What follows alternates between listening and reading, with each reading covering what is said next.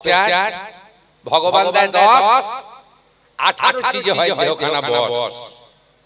ছেলে কিন্তু মায়ের নয়, ছেলে বাপেরও নয়, ছেলে ভগবানেরও নয়।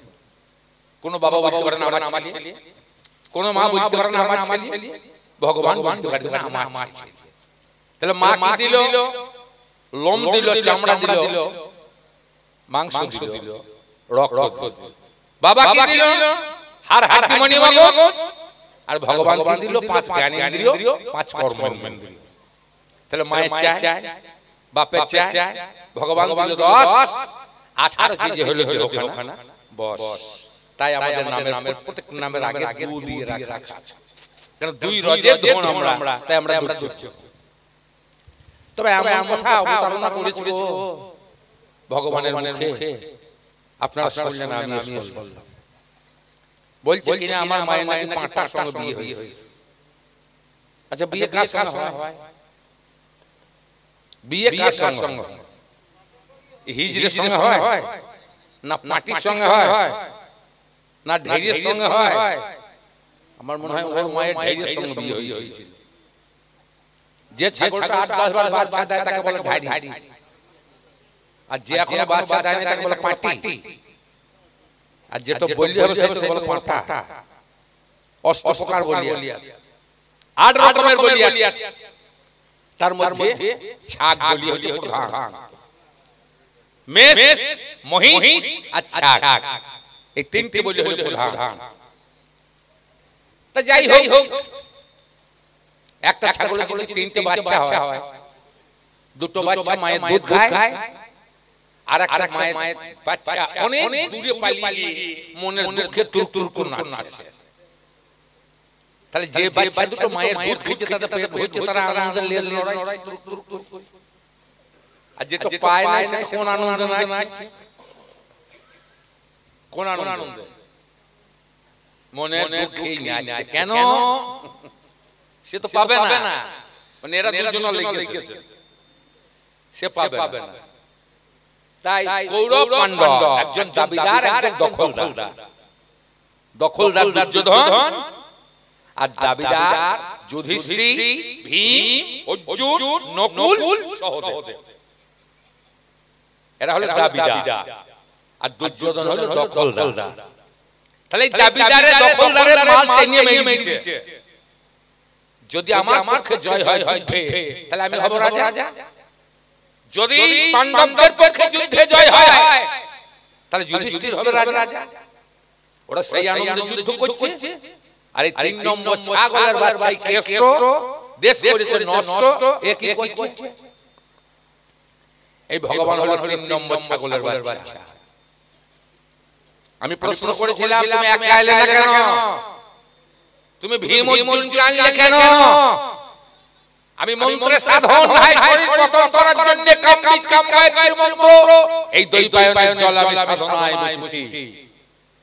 তুমি আমার সাধন নষ্ট করলে কেন? ভগবানকে সবাই খোঁজে, তুমি আমাকে খুঁজতে এলে কেন? ভগবানকে জগৎ খোঁজে, আর ভগবান আমারে খোঁজে। আমার খোঁজে এসেছে ভগবান। কেন? আশা করি উত্তরগুলো হয়ে গেছে। সামগ্রিক যখন বুঝিয়ে দিয়েছি, যা বোঝানো বুঝিয়েছে, আর বোঝাবার কিছু নাই। 3টে চোর জমিদারের বাগানে ঢুকে ফল খেয়েছে। জমিদারের বাগান রক্ষক মাল 3টাকে ধরি ফেলেছে। ছেড়ে দে ভাই, পায়ে পড়ছে, খিদে লেগেছিল, খেয়ে ফেলি। হলো হবে না, বিচার হবে, চল। জমিদারের কাছে গিয়েছে, বলছে হুজুর এই 3টে মাল পাওয়া গেছে। বলে কি করেছো? না, আমরা বাগানে ফল খেয়েছি। বলে সারা জীবন খেতে দেব ফল, কোনো চিন্তা নাই, কোনো ভয়ের কারণ নেই। তবে আমার পছন্দ মতো তোমরা ফল যদি আমাকে এনে দিতে পারো, আমার কোন ফলটা পছন্দ যদি তোমরা এনে দিতে পারো, তাহলে সারা জীবন আমার বাগানে ফল তোমাদের খেতে দেব, কোনো বাধা নাই। আর যদি আমার পছন্দের ফল না হয়, তাহলে নামকার দরজা দিয়ে মাল ঢুকিয়ে দেব। সাংঘাতিক ব্যাপার। রাজা, জমিদার, সে কি খায় আমরা জানি, কি করি, তো আনতে হবে। এদের মধ্যে সবার বুদ্ধি তো সমান নাই, বুদ্ধি আছে, কিন্তু বুদ্ধি সবারই সমান না। বলছে ছেলেটার মাথা নাই, মাথা নাই কি বলছে, মাথা আছে বুদ্ধি কম, মাথাটা মোটা। এবারে একজন একটা আঙ্গুর নিয়েছে, একজন একটা পেয়ারা তুলেছে, আর একজন একটা কাঁঠাল নিয়েছে। এই আঙ্গুরওয়ালা মনে মনে চিন্তা করছে, রাজা যদি পছন্দ নাই হয় আমার পেছন দিয়ে ঢুকবে, ও আঙ্গুর ও ঢুকিয়ে দেবে আর গলিয়ে যাবে, আমার বাজবে না। এই প্রথমে গিয়ে দাঁড়িয়েছে, বলে হুজুর এনেছি। বলে কি এনেছো? আঙ্গুর ফল। বলে ও আমি খাই না, ওর পাছা দিয়ে ঢুকিয়ে দাও। ও ঢুকে গিয়েছে, ভেঙে গেছে, কুচুরি হয়ে গেছে, গলিয়ে গিয়েছে আঙ্গুর তো, ওর কিছু হয় না। দ্বিতীয় বালা পাকা পেয়ারা এনেছে। রে তুমি কি এনেছো? তা বলে পাকা পেয়ারা। বলে ওটা আমার পছন্দ নয়, ওকে ঢুকিয়ে দাও মালপালা দিয়ে। এ কোন রকমে ঠেকিয়ে ঠুকিয়ে পাছন দিয়ে ভরিয়েছে, গিয়েছে। এ একবার এই টাকাই চাই, টাকাই চাই রাজার দিকে, মানে পেছনে যে আছে সে মাল খাতে কাঁঠাল নিয়ে দাঁড়িয়ে আছে। বলে আমার যা হলো ও পেরিয়ে গেল, এবারে কাঁঠালওয়ালা ঢুকবে কি করি? এই তুই হাসছিস কেন? এদিকে দাঁড়িয়ে কাঁদছো আর এদিকে মুখ করে হাসছো কেন? তা বলছে হুজুর ওর তো একজন পেরিয়ে চলে গেছে, আমার যা হয় হয় পাকা পেয়ারা, গলি যা হয় ঢুকবে, কাঁঠালওয়ালা কি হবে? আমি ওই জন্য হাসি। এ হলো ছাগলের বাচ্চা। ওকে বলেছিলাম তুমি কোন গুণের ভগবান? যোগের ভগবান, বিয়োগের ভগবান, ভাগের ভগবান। কোন গুণের ভগবান? বলে আমার সর্বৈশ্বর্য, আমার সর্বৈশ্বর্যপূর্ণ পুরুষ আমি ভগবান। ওর কোনো ঐশ্বর্য নাই, ও রূপে তো কালো, ধন বলতে কয়টা গোধন, আর বাড়ি গাছতলা থাকে তো কদম তলাতে, খালি মেয়ে মন হইলো বাসি বাজি আর গরু চড়ায়, আর কি সিঁড়ি তিন জায়গা বেকা, সোজা হয়ে দাঁড়াইতে পারে না। তাহলে রূপ যার কালো, ধন যার গোধন, বাড়ি যার গাছতলা, তার ঐশ্বর্য কোথায়? ঐশ্বর্য বিশ্বস্য শ্রী জ্ঞান বৈরাগ্য বিবেক। কারো যদি জ্ঞান থাকে সে মেয়ে ছেলে পা ধরে পা কামিয়ে দেবে। এ মেয়ে ছেলের পা তলায় বসে মেয়ে ছেলের পা চাপে মেয়ে ছেলের পা কামিয়ে দেয়। ও রাধারানীর পা কামায়, ও রাধারানীর পা কামায়, রাধারানীর পা কামায়। তাহলে ওর কই জ্ঞান, কই ওই বিবেক, কই ওই বৈরাগ্য? কিছুই নাই। এ 3 নম্বর ছাগলের বাচ্চা। তোমার লাভ কি? এ যুদ্ধ লাগাইলে কেন তুমি? এ যুদ্ধে বীর শূন্য বসুন্ধরা, এ যুদ্ধে বীর নাই, কেবল বিধবার চোখের জল। এই বিধবার চোখের জলে তুমি কোন ধর্মরাজ্য প্রতিষ্ঠা করবে? তুমি আমাকে জবাব দাও। ধর্মরাজ্য হবে যদা যদা হি ধর্মস্য গ্লানি ভবতু ভারত। যখন যখন ধর্মের গ্লানি হয় তখন তখন ভগবান নিবাস পরিত্রাণায় সাধনা বিনাশায় চ দুষ্কৃতাম ধর্ম সংস্থাপনায় সম্ভবামি যুগে যুগে।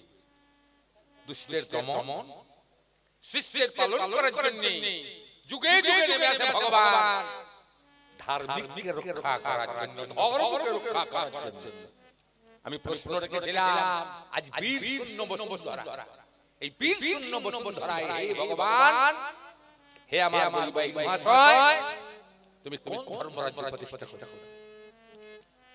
এই কথা বলছো কেন? ভগবানের বউ কয়টা? কয়টা বিয়ে করছিস? দুটো না একটা? একটা। আর ভগবান কয়টা? 16,101। ভগবানের বউ হলো 16,101 আর 1440টা ছেলে। আমার হিসাব নয়, এটা সাহিত্য সম্রাট বঙ্কিমচন্দ্র কৃষ্ণ চরিত্রে লিখেছে।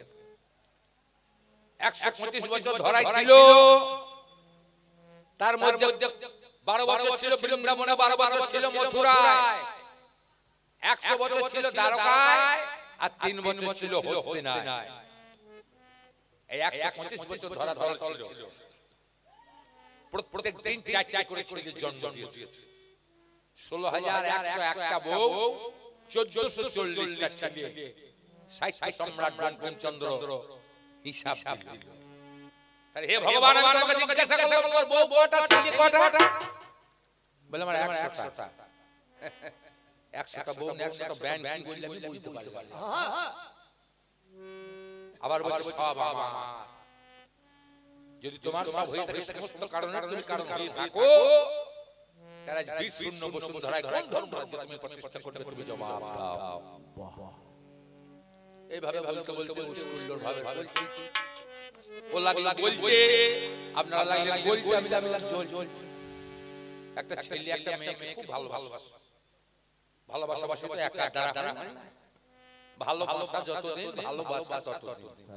এই বাসা যতদিন ভালো থাকবে ভালোবাসা ততদিন থাকবে। আর এই বাসা খারাপ হয়ে গেলে তোর মত আমার হয়ে গেলে আর ভালোবাসা হবে না, আমার সঙ্গে আর কেউ করবে না ভালোবাসা। আর হবে না। তাহলে ভালোবাসা যতদিন ভালোবাসা ততদিন ছেলেটা মেয়েটাকে খুব ভালোবাসে, মেয়েটাও ছেলেটাকে খুব ভালোবাসে। এখন হঠাৎ করে ছেলেটা মা বাবা বিয়ে ঠিক করেছে, প্রচুর টাকা পয়সা পেয়েছে। ছেলেটা দেখলে এই সুযোগ ছাড়া হবে না। হব শ্বশুর বলেছে চাকরি করব, প্রচুর টাকা পয়সা সোনা দানা দিচ্ছে, আর সোনা 70,000 টাকা ভরি বাবা রেখে দে তোর ভালোবাসা বলে ভালোবাসা হে এই জন্মে তোমাকে আমি বিয়ে করতে পারলাম। বলে কেন? বলে আর পাচ্ছি না তোমার সঙ্গে ভালোবাসা করতে, আমার মা বাবার মান রাখার জন্য আমাকে অন্য মেয়ের সঙ্গে বিবাহ করতে হবে। বলে তাই? তাহলে এতদিন তুমি যে করলে অভিনয়, বলে এতদিন ভালোবেসেছিলাম, তবে এই জন্ম পেলাম না, আমি আগামী জন্মে এসে তোমাকে আমি আবার খুঁজে বার করব। বলো তুমি খুঁজে বার করবে আমাকে আগামী জন্মে, এই জন্মে নয়। তা জন্মান্তর আছে কিনা আমিও জানি না, তুমিও জানো না। একটা বাউল গান আছে না, আমি এই জন্মে নাই বাবলা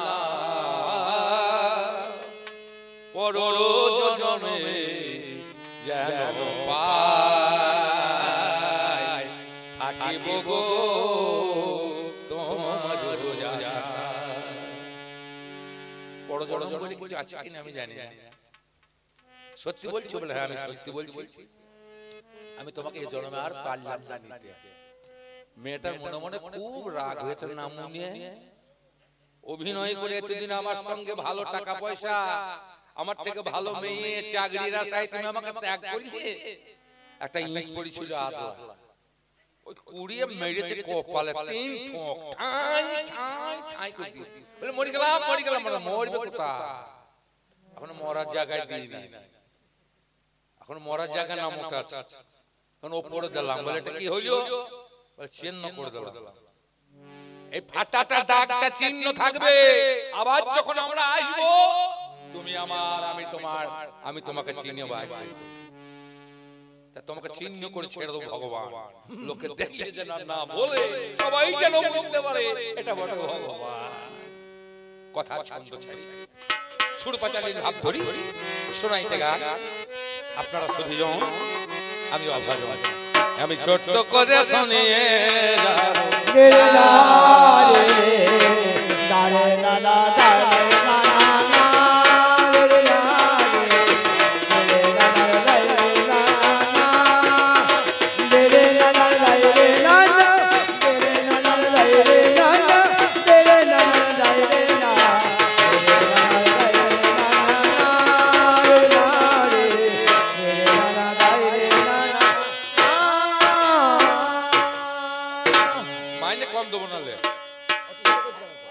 আমি বকলাম 2 মিনিট যদি ধরে রাখতে না পারছি আমাকে আরাম দিতে, তাহলে মানেটা কি হইলো? আমি কি করতে পারছি? মাইক কমে যাচ্ছে, লাগা ইকো লাগা। দারে না রে দারে না না হেলে না না না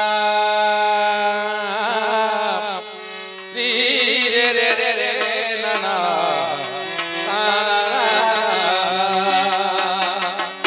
হে ভগবান, তুমি দয়া করে এসেছো আমাকে দেখা করতে। এই দই পায়নের কুলে তুমি নেমে এসেছো। ছিলে কোথায়? ওপরে। সপ্ত দ্বার পরিহরি তদুর্ধ্বে বইতে হরি। সপ্ত দরজার উপরে থাকে ভগবান।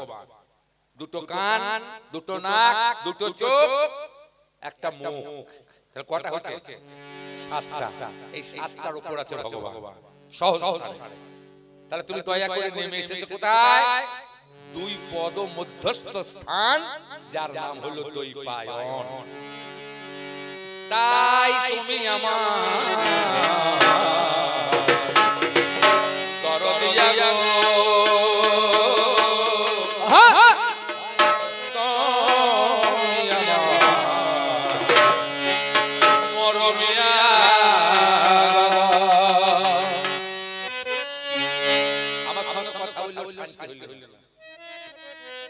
আমি সরাসরি তোমার সঙ্গে কথা বলছি, তুমি এসেছো আমার কাছে, আমি যাইনি তোমার কাছে, তুমি এসেছো আমার কাছে, আমি তোমার কাছে যাই।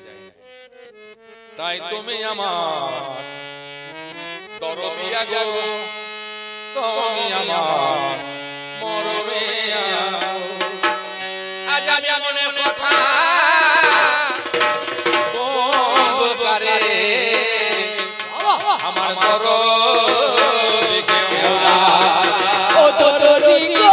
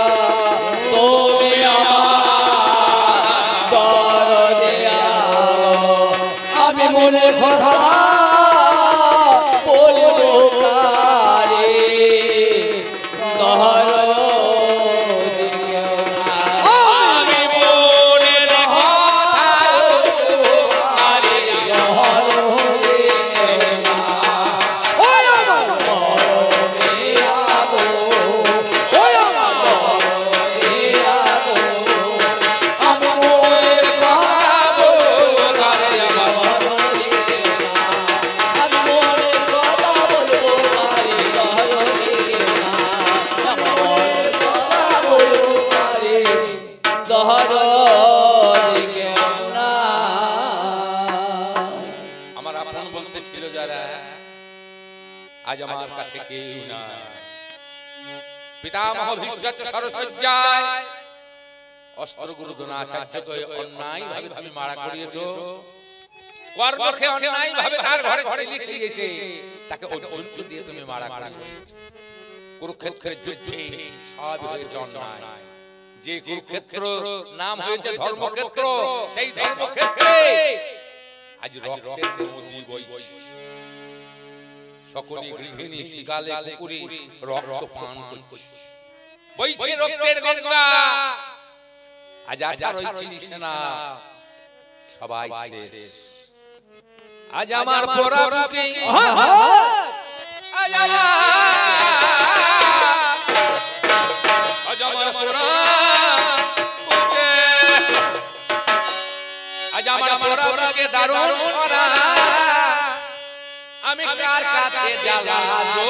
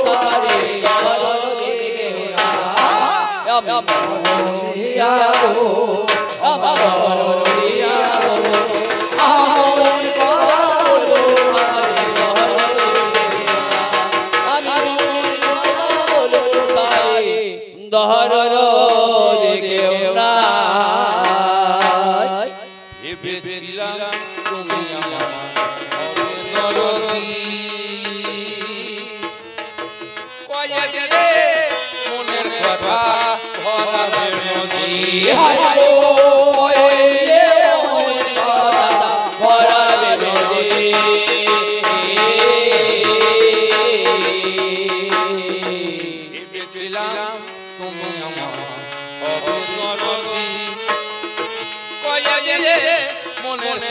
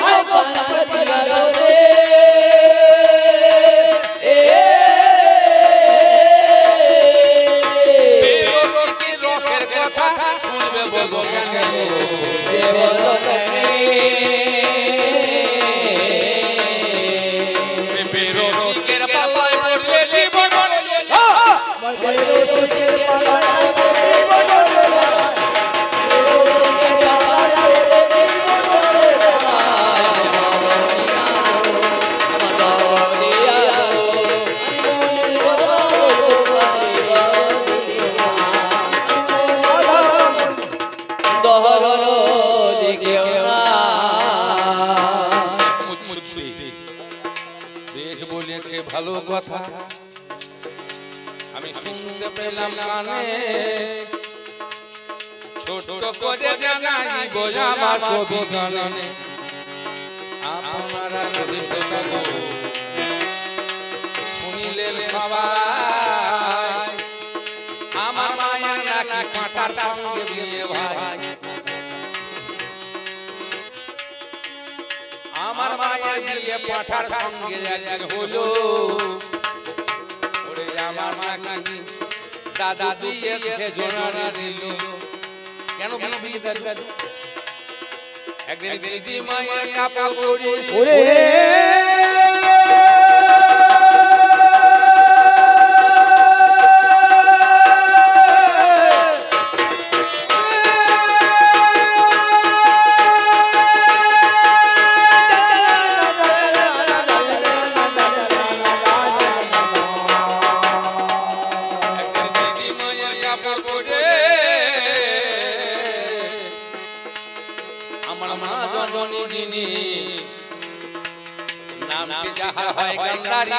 জানা জানি গন্ধার দেশের হয়ে গন্ধারি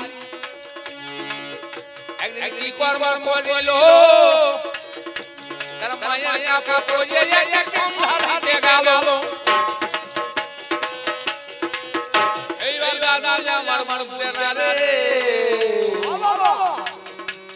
কাপড় ভরিয়ে টানে অমনি মা জননী দরদিনী লেগেছে গো প্রাণ মেয়ে বড় হলে মায়ের কাপড় দিতে দেবেন না বলে বাবা আমি গো ছেড়ে দাও বাবা আমি তোমার মেয়ে গেলাম